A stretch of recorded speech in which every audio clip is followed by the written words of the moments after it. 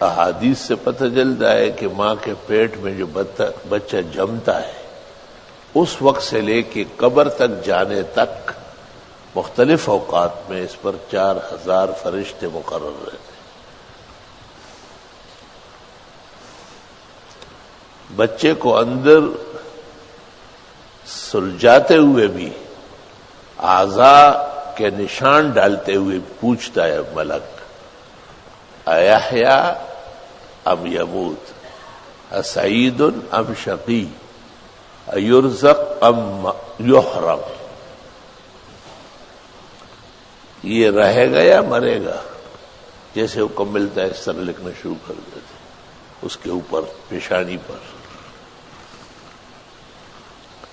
پھر یہ پوچھا جاتا ہے کہ یہ خوش قسمت ہوگا، صحیح العقیدہ ہوگا، یا بدعتی لعنتی کوئی کافر ہوگا۔ 4-5 سوالات ملک اس کے اجل تک کب مرے گا فوراً لکھ دیتے۔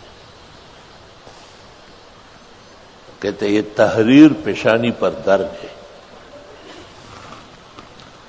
اللہ اللہ۔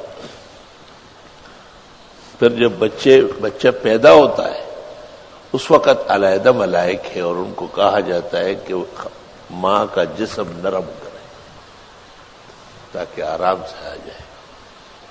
جہاں اللہ کا یہ مدد و فضل شامل حال نہ ہو خاتون مر جاتی۔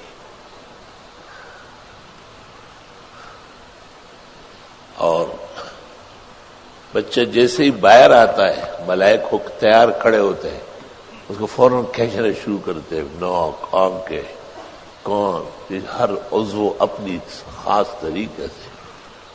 فعدلک فسواک، صحیح طریقے سے برابر بنا لیتے۔ ثم سواک رجلا، پھر آپ کو ایک اچھے انسان بنا دیا۔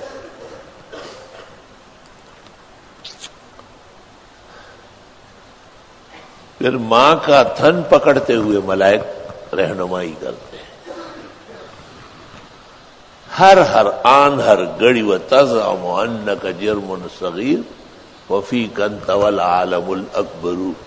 ایک عربی شاعر کہتے تم نے اپنے آپ کو چھوٹا سا مٹنا سمجھا ہے، تمہیں پتہ ہے خدا کا ایک نظام تیرے اندر سمیٹا گیا ہے۔